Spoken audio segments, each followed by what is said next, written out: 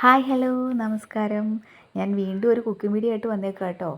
ഇന്നത്തെ വീഡിയോ എന്ന് പറഞ്ഞാൽ ഏറ്റവും കുറഞ്ഞ ഇൻഗ്രീഡിയൻസ് വെച്ച് ഏറ്റവും കുറഞ്ഞ സമയത്തിനുള്ളിൽ നല്ല ടേസ്റ്റി ആയിട്ടുള്ള ഒരു മെഴുക്കുവരട്ടി ഉണ്ടാക്കുക എന്നുള്ളതാണ്. അതിന് വേണ്ട ഇൻഗ്രീഡിയൻസ് എന്ന് പറഞ്ഞാൽ കൂർക്ക ചെറുതായിട്ട് അരിഞ്ഞത്, സവാള, പച്ചമുളക്, നമ്മുടെ തേങ്ങാക്കൊത്ത്, പിന്നെ വേണ്ടത് എല്ലാ കറികൾക്കും നമ്മളിടുന്ന കറിവേപ്പില. പിന്നെ ഇതിലേക്ക് വളരെ കുറച്ച് മസാലകളെ ചേർക്കുന്നുള്ളൂ. ഞാൻ മീറ്റ് മസാല എടുത്തിട്ടുണ്ട്, മുളക് പൊടി, മഞ്ഞൾപ്പൊടി, ക്രഷ് ചെയ്തെടുത്ത കുരുമുളക് പൊടി, ഇത്രയും മാത്രം ഇതിലേക്ക് ചേർക്കുന്ന മസാലകളെ. അതിന് ശേഷം നമ്മളൊരു പാത്രം അടുപ്പിൽ വെക്കുക. വെളിച്ചെണ്ണ ഒഴിച്ച് കടുകും കറിവേപ്പിലയും ഇട്ട് കൊടുക്കുക. കടുക് പൊട്ടിയതിന് ശേഷം നമുക്ക് നമ്മുടെ തേങ്ങാക്കൊത്തുണ്ടല്ലോ, തേങ്ങാക്കൊത്ത് ഇട്ട് കൊടുക്കണേ.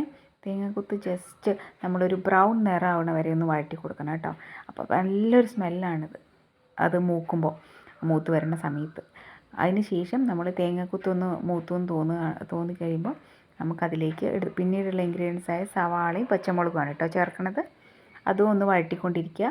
വഴറ്റിയതിന് ശേഷം ജസ്റ്റ് ഒന്ന് കളറ് മാറിയും തോന്നുമ്പോൾ നമുക്കതിലേക്ക് നമ്മൾ എടുത്തു വെച്ചിട്ടുള്ള മസാലപ്പൊടികളുണ്ടല്ലോ, അതായത് കുരുമുളക് പൊടി, മുളക് പൊടി, മഞ്ഞൾപ്പൊടി, ക്രഷ് ചെയ്ത കുരുമുളക് പൊടിയാട്ടോ ഇട്ടേക്കണത്.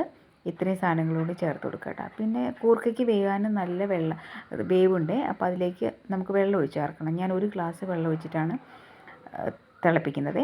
പിന്നെ അതിലേക്ക് നമ്മൾ ചെറുതായിട്ട് അരിഞ്ഞ് വെച്ച കൂർക്കയും കൂടി ഇട്ട് കൊടുത്തു കേട്ടോ. കൂർക്ക ഇട്ട് നന്നായിട്ട് യോജിപ്പിക്കണേ. ആ വെള്ളത്തിൽ നമ്മൾ ചേർത്തിട്ടുണ്ടല്ലോ, അതിൽ മസാലപ്പൊടികളെല്ലാം കൂടി കൂർക്കയിലേക്ക് ഒന്ന് പിടിക്കണം. എന്നിട്ട് നന്നായി യോജിപ്പിച്ചതിന് ശേഷം ഉപ്പ് ഇട്ട് കൊടുക്കണം. ഉപ്പ് ഇട്ട് കൊടുത്ത് നമ്മൾ ആദ്യം ഹൈ ഫ്ലെയിമിൽ വെക്കാം കേട്ടോ. തിള വന്നതിന് ശേഷം നമുക്ക് എപ്പോഴും അങ്ങനെയാണ്, തിള വന്നതിന് ശേഷം നമുക്കൊരു 10 മിനിറ്റ് അടച്ച് വെച്ച് അടുപ്പിൽ വെച്ച് വേവിക്കണം. ഒരു 10 മിനിറ്റ്. അതിന് ശേഷം തുറന്നപ്പോഴുള്ള കാഴ്ച കേട്ടോ, ഭയങ്കര ടേസ്റ്റാണ് ഈ മെഴുക്കുവരട്ടി കഴിക്കാൻ. നമുക്ക് ഈ മെഴുക്കുവരട്ടി നല്ല ചോറിൻ്റെ കൂടെ വേറെ കറികളൊന്നും ആവശ്യമില്ല. എല്ലാവരും ഒന്ന് ട്രൈ ചെയ്ത് നോക്കണേ. എന്നിട്ട് ഇഷ്ടപ്പെട്ടിട്ടുണ്ടെങ്കിൽ ഒന്ന് കമൻറ്റ് ചെയ്യുകയും സബ്സ്ക്രൈബ് ചെയ്യാനും മറക്കരുത് കേട്ടോ. അപ്പോൾ ഓക്കെ, ബൈ.